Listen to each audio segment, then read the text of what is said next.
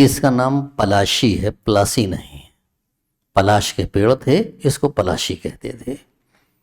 जिस टाइम लड़ाई हुई है पलाशी की, उस टाइम यहाँ पलाश के पेड़ नहीं, उस टाइम यहाँ पर आम के बाग हैं। ये देखिए, उस टाइम यहाँ पर आम के बाग हैं।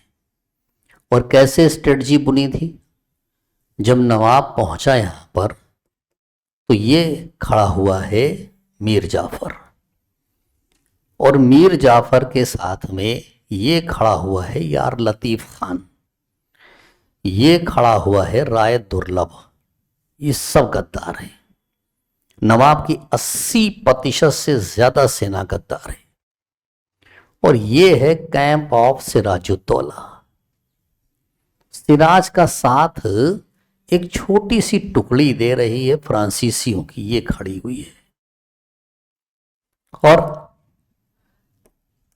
इधर खड़ी हुई है ये ब्रिटिश फौज, ये खड़ी हुई है ब्रिटिश फौज।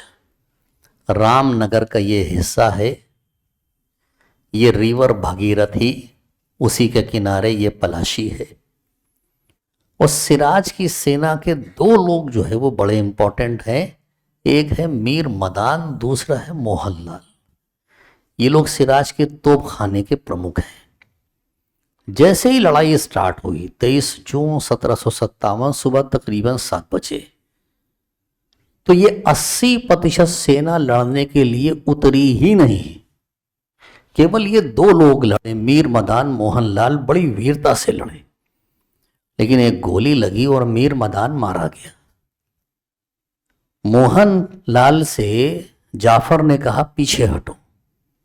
ये एक गलत स्ट्रेटजी थी, क्योंकि अंग्रेजी सेना को पेड़ों की शरण लेनी पड़ गई थी। अब जब मोहनलाल से कहा गया पीछे हटो तो अंग्रेजी सेना एग्रेसिव हुई।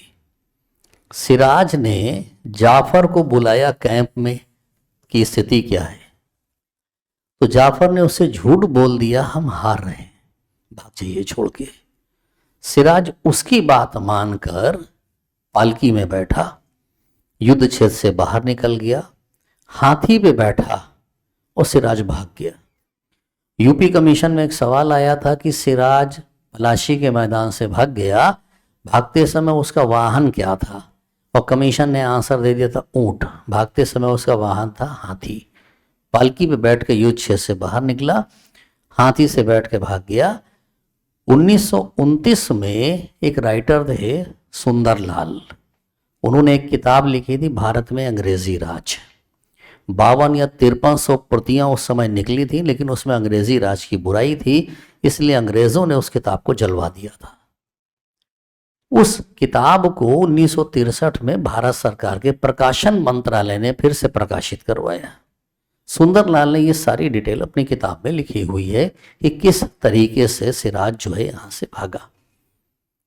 बहरहाल ये युद्ध मुश्किल से 2 घंटे चला और मैदान सिराज के हाथ से निकल गया। जाफर को नवाब बनना था, लेकिन जाफर चाहता था कि उसका बेटा मीर मारन नवाब बनाया जाए। अंग्रेज मीर मारन को पसंद नहीं करते थे। एक दिन मीर मारन अपने बिस्तर पे मरा हुआ मिला। कहा गया उसको किसी ने खाने में जहर दे दिया था, इसलिए वो मर गया। लेकिन अगर उसे जहर दिया गया होता, वो छटपटाता, बिस्तर पे सिलवटें होती। ऐसा लगता है उसे मार के ला के बाहर से लिटा दिया गया था। बिस्तर नीट एंड क्लीन था। बहरहाल बेटा मीर मारन मर गया और उसके बाद जाफर को नवाब बना दिया गया। अब एग्जाम की तैयारी को और बेहतर करने के लिए हमारे चैनल को लाइक, शेयर और सब्सक्राइब करना ना भूलें।